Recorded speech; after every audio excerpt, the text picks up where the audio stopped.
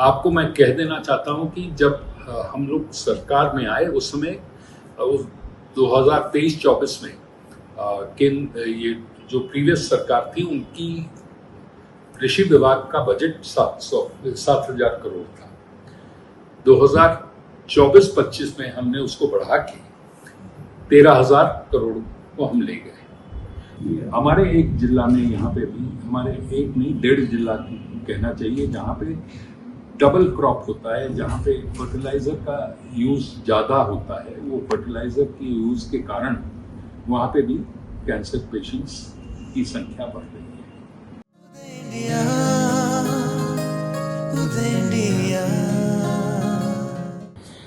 नमस्कार, उदय India digital में आप सबका बहुत बहुत स्वागत है। आज हम भुवनेश्वर आ पहुंचे हैं and we are so lucky that we have with us Mr. Kanak Vardhan Singhdev. He is the Deputy Chief Minister of Odisha and he is also Minister for Energy, Agriculture, and he is also Maharaja of Patnagarh and grandson. His grandfather was also Chief Minister of Odisha.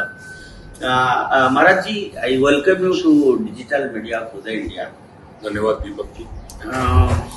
मैं सबसे पहले आपसे ये जानना चाहता हूँ, उड़ीसा में BJP का सरकार 1 साल ऑलमोस्ट पूरे होने जा रहे हैं और आपके पास वो विभाग है जो कि प्रधानमंत्री नरेंद्र मोदी जी का सबसे पसंद का है। एक तो एग्रीकल्चर है, दूसरा एनर्जी है, और ये दोनों डिपार्टमेंट ऐसा है कि आम जनता से जुड़े हुए हैं, किसान से जुड़े हुए हैं।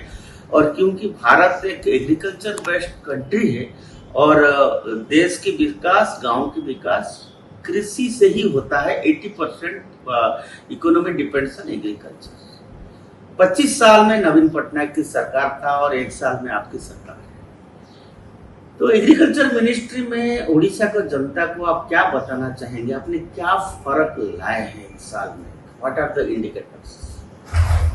दीपक जी, सर्वप्रथम मैं आपको धन्यवाद देना चाहता हूं। आपने जो प्रश्न किया है ये बहुत गुरुत्वपूर्ण प्रश्न है। कृषि विभाग और विद्युत विभाग ये दोनों एक पीपल सेंट्रिक विभाग आप कह सकते हैं और मोदी जी की जो चिंताधारा, विचारधारा है, इन दोनों विभाग के अंतर्गत घूम रही है। जो ग्रीन रेवोल्यूशन की बात मोदी जी ने कही थी और जिसके ऊपर 2014 से उन्होंने काम शुरू किया था, किसानों की इनकम को डबल करने की बात कही थी। और हम जब चुनाव में गए थे, हमने अपना निर्वाचन इस्तेहार जब दिया था तो हमने कहा था कि 3100 रुपये क्विंटल हम किसान की धान की खरीदी करेंगे। MSP 2300 रुपया पर क्विंटल केंद्र सरकार ने घोषणा करी। अब हमने 3100 कहा था तो हमको उसको पूरा करना था, तो 800 रुपया पर क्विंटल हमने अपने विभाग की तरफ से उनको इनपुट असिस्टेंस। बहुत लोग उसको मिसअंडरस्टैंड करते हैं, कंफ्यूज करते हैं कि ये बोनस है। ये बोनस नहीं है। ये इसलिए बोनस नहीं है, हम किसान को बीज और फर्टिलाइजर खरीदने के लिए उनको जो सहयोग का आवश्यकता होता है उसको इसके माध्यम से हम उनको प्रदान करते हैं।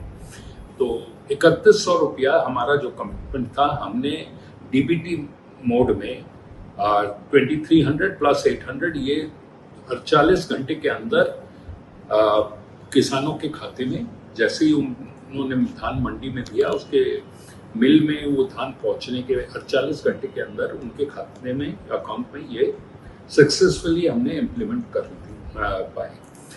आपको मैं कह देना चाहता हूं कि जब हम लोग सरकार में आए उस समय 2023-24 में ये जो प्रीवियस सरकार थी उनकी कृषि विभाग का बजट 7,000 करोड़ था।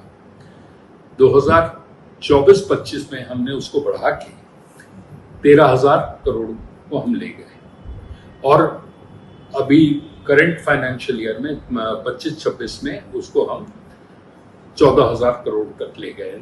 राज्य सरकार की तरफ से भी हमारे मुख्यमंत्री मोहन मांझी जी ने भी कृषि को एक सेपरेट दर्जा दिया है, सेपरेट बजट उन्होंने पेश किया था विधानसभा में, क्योंकि अर्थ मंत्री का दायित्व भी उनका है। तो उसके तहत किसानों की इनकम को डबल करने के लिए हमने दूसरी योजना ये की कि हमने जो किसान को मार्केट लिंकेज, हमने किसानों को ये समझाने की कोशिश की कि खाली धान की खेती से आपका इनकम डबल नहीं हो सकता है, तो आपको हॉर्टिकल्चर की तरफ भी देखना पड़ेगा।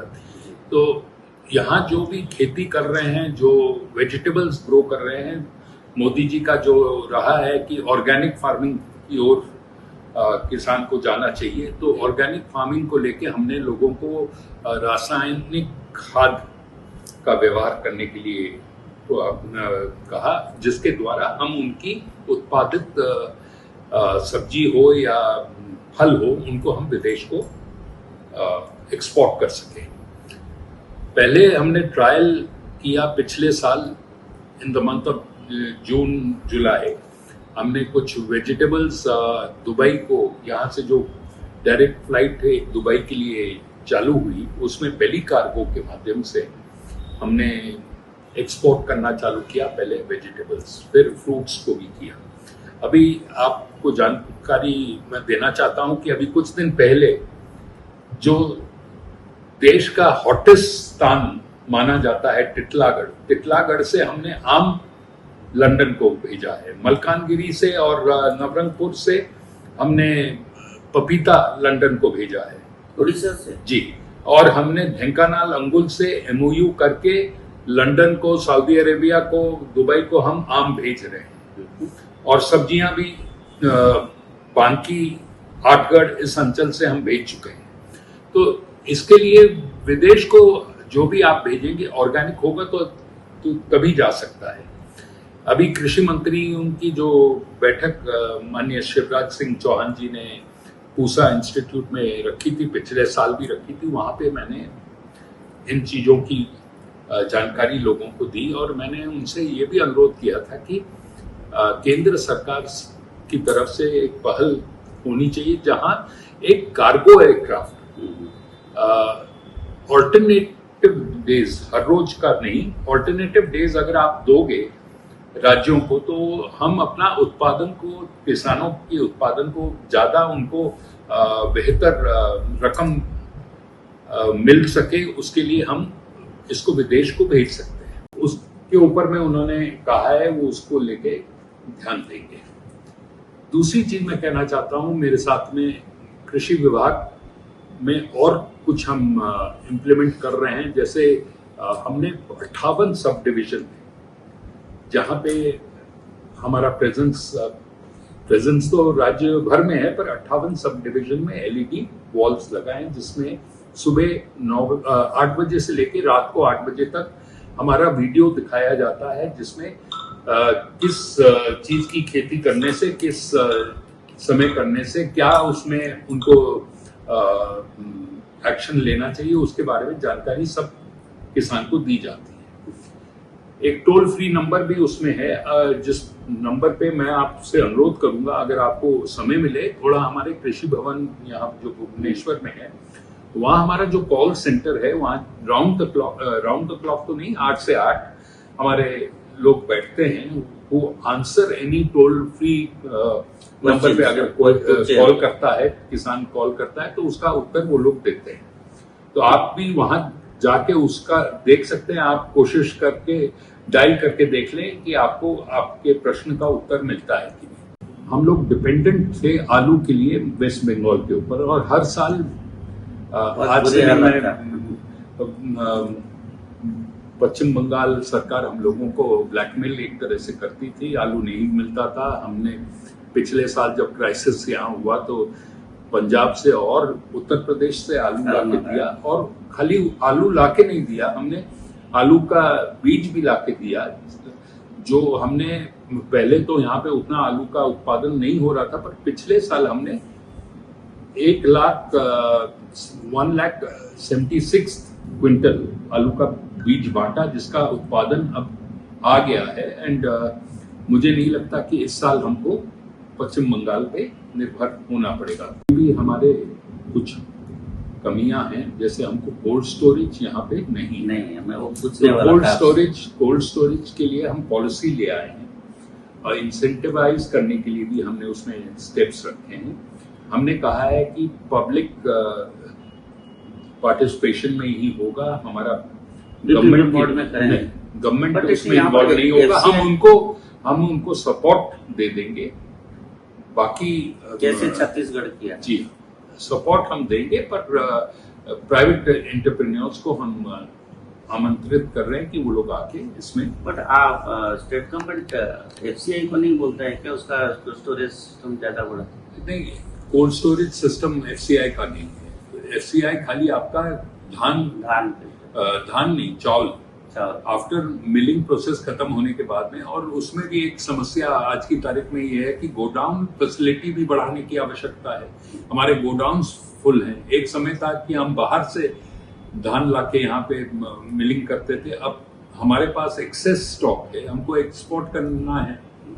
अब उसके लिए गवर्नमेंट ऑफ इंडिया से बातचीत करके, क्योंकि क्या है कि जो रॉ मिलिंग करके उसको एक्सपोर्ट करना ठीक नहीं रहेगा, तो सभी एक्सपोर्ट कर देंगे तो यहाँ की जो खपत के लिए चाहिए फिर वो, तो उसकी पॉलिसी हमको एग्जामिन करके उसमें केंद्र में सुधांशु जी के साथ में बात करके हमको स्टेप्स लेना पड़ेगा। अच्छा बात बोला कि उड़ीसा की फ्रूट्स वेजिटेबल्स दुबई जाएगा, इधर जाएगा। अभी मैं 3 दिन से भुवनेश्वर में हूँ। आज भुवनेश्वर में सब्जी का रेट दिल्ली से भी ज्यादा है। मैं आपको 2-3 प्राइस भी बता दूंगा, चाहे वो ड्रम स्टिक का हो, चाहे 150 रुपया किलो यहाँ है, दिल्ली में 80 रुपया किलो है।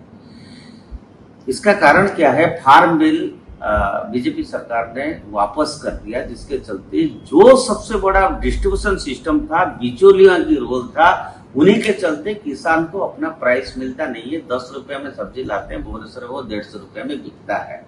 आप कहते हैं एक्सपोर्ट करेंगे, तो how can you provide justice to the farmers? How is it possible? देखिए, जस्टिस टू द फार्मर्स तो हम उनको पहले तो ये जो आप यहाँ पे मार्केट से उठा रहे हैं, number 1, it is not the organic stuff that you are picking up from the market. मैंने आपको तो और बढ़ जाएगा रेट। मैंने स्पष्टीकरण दिया आपको कि ऑर्गेनिक ही एक्सपोर्ट हो सकता है। आप जहाँ पे फर्टिलाइजर यूज करके प्रोडक्शन को बढ़ाते हैं, वो प्रोडक्शन के द्वारा, मैं आपको एक छोटा सा उदाहरण देता हूँ। जैसे आप ले लीजिए पोल्ट्री में ब्रॉयलर चिकन को बढ़ाने के लिए हार्मोन्स फीड किया जाता है। हार्मोन्स फीड करने से उसका साइज बढ़ जाता है, वेट बढ़ जाता है, पर उसको जो खाता है वो कंज्यूमर ऑल्सो के हार्मोन्स का इफेक्ट होता है, जिसके लिए ओबेसिटी आज बढ़ रहा है। आज प्रधानमंत्री जी की जो सोच है, कृषि मंत्री जी की, केंद्रीय कृषि मंत्री शिवराज जी की जो सोच है कि we have to create awareness amongst the farmers and the people कि क्या खाने से उनका स्वास्थ्य ठीक रहेगा, क्या खाने से उनके स्वास्थ्य पे असर होगा। आपको मैं स्पष्ट हिसाब से कहना चाहता हूं कि आपने देखा होगा कि पंजाब से आज 2 ट्रेन चलती हैं, known as the cancer train. हमारे एक जिला में, यहाँ पे भी हमारे एक नहीं 1.5 जिला कहना चाहिए, जहाँ पे डबल क्रॉप होता है, जहाँ पे फर्टिलाइजर का यूज ज़्यादा होता है। वो फर्टिलाइजर की यूज के कारण वहाँ पे भी कैंसर पेशेंट्स की संख्या बढ़ रही है। तो we have to move towards organic, there is no 2 ways about it. इसके लिए हम किसानों को भी हैंड होल्ड करने के लिए जो कर रहे हैं, देखिए टमाटर एक समय में जब सीजन हो जाता है तो टमाटर रोड पे फेंका जाता है, क्योंकि 25 पैसा किलो भी नहीं बिकता है। तो उसके लिए now we are trying to educate the farmers. हम उनको हैंड होल्ड करके ट्रेनिंग के लिए विदेश भेज रहे हैं। अभी हमारे जाके किसान बाहर से ट्रेनिंग लेके फिलीपींस से लौट के आए हैं। अभी हम लोगों को महाराष्ट्र भेज रहे हैं, बेस्ट प्रैक्टिसेस वहां से सीख के आके करने के लिए गवर्नमेंट खर्चे पे भेज रहे हैं। और सर आप ऑर्गेनिक की बात कर रहे हैं, मैं सॉरी आपको टोका बीच में।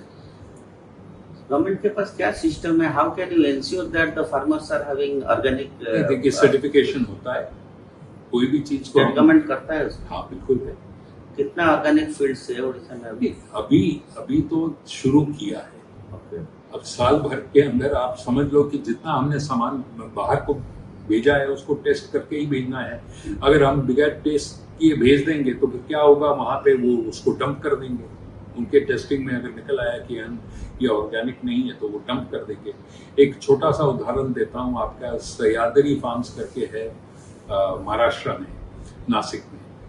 सह्याद्री फार्म ने जब ये एफपीओ के माध्यम से उन्होंने अपना क्रिएट करके भेजा था, महाराष्ट्र गवर्नमेंट ने उनको बहुत सपोर्ट दिया था उस समय, और इन्होंने जब भेज दिया तो इनका पूरा यूरोपियन मार्केट में उसको डंप कर दिया, because they did not allow entry into it because it was not organic. उनके ह्यूज लॉसेस हुए। पर मुझे यहाँ कहते हुए ये खुशी है कि विलासराव शिंदे जिन्होंने ये किया था, वो किसी तरह से उसमें सरेंडर नहीं किए, वो ऑर्गेनिक की तरफ गए, और आज उनका 70% ऑफ द प्रोड्यूस जो वो करते हैं वो इंटरनेशनल मार्केट में जाता है, 30% ऑफ इट, और वैल्यू एडिशन कर रहे हैं। उन्होंने 980 फार्मर्स को लेके एक कोऑपरेटिव बनाया है सह्याद्री के नाम से, और सभी फार्मर्स को उन्होंने शेयर होल्डिंग दिया। हम भी उसी को प्रमोट करना चाहते हैं, पर फर्क कितना है कि वहाँ पे land holding sizes are bigger, यहाँ पे लैंड होल्डिंग साइजेस आपको उड़ीसा से वो ट्रेनिंग के लिए हम अपने किसानों को उनके पास भेज रहे हैं, और उनके साथ में हमने बातचीत करी है कि वो यहाँ पे भी आके हमारे OUAT के साथ में मिलके किसानों को भेजते हैं। सर, क्योंकि आप ऑर्गेनिक पे फोकस करना चाहते हैं, अच्छी बात है, time has come for that, और आप किसान की भला सोचते हैं और ट्रेनिंग देना चाहते हैं, आप स्किल डेवलपमेंट को एग्रीकल्चर में क्यों इम्प्लीमेंट नहीं करते हैं? Skilling is essential in any field, not only agriculture. मैं कहता हूँ हर चीज में स्किलिंग की आवश्यकता है, पर अभी धीरे धीरे उस और हम लोग जा रहे हैं। हमने डिपार्टमेंट में भी उसके लिए एक सेपरेट हॉर्टिकल्चर डायरेक्टर सेपरेट है, हमारे एग्रीकल्चर डायरेक्टर सेपरेट है। उसमें हम लोग अभी इम्प्लीमेंटेशन स्टेज पे पहुंचने वाले हैं बहुत जल्दी। हम आपको उसके बारे में भी जानकारी आने वाले दिन में देंगे। आपने ऑर्गेनिक्स पे काम कर रहे हैं, फार्मर्स की प्रोडक्ट पे ध्यान दे रहे हैं, बाहर की लोगों को लाकर ट्रेनिंग दे रहे हैं, अच्छा कर रहे हैं। आपका विजन क्या है? क्योंकि ट्रैक रिकॉर्ड रहा है, उड़ीसा एग्रीकल्चर अच्छा किया है सिवा आलू को छोड़ के। आपका विजन क्या है? आप उड़ीसा के किसान के लिए क्या सपना? हमारा आत्मनिर्भर किसान बनाने का विजन है। हम चाहते हैं किसान को किसी पे निर्भर करने की आवश्यकता ना हो। आज की तारीख में वो सरकार पे निर्भर है, कल हम चाहते हैं कि वो सरकार पे भी ना निर्भर करे, वो अपना प्रोड्यूस जो है सीधा डायरेक्ट मार्केट में पहुंचा सके, और मार्केट के माध्यम से उसको बेस्ट प्रॉफिट हो सके। सर, लास्ट क्वेश्चन है, बड़ा ऑप्टिमिस्टिक क्वेश्चन है। आज कोई भी गांव आप जाइए, सारा यंग जनरेशन शहर चला गया, गांव में खेती करने के लिए कोई रहा नहीं है। That is a practical problem हर जगह पर, यहाँ नहीं हर जगह पर है। एग्रीकल्चर लैंड जो है कॉन्ट्रैक्टर के हाथ में हो गया है। क्या आपको नहीं लगता है कॉन्ट्रैक्ट फार्मिंग का फ्यूचर में डेज आ रहा है? उसकी सोल्यूशन क्या है? देखिए, कॉन्ट्रैक्ट फार्मिंग का डेज आ रहा है, it's too early to say that. मैं ये जरूर स्वीकार करूंगा कि लेबर आपको मिलना, कृषि क्षेत्र में लेबर मिलने की समस्या है, खाली उड़ीसा में नहीं हर राज्य में है।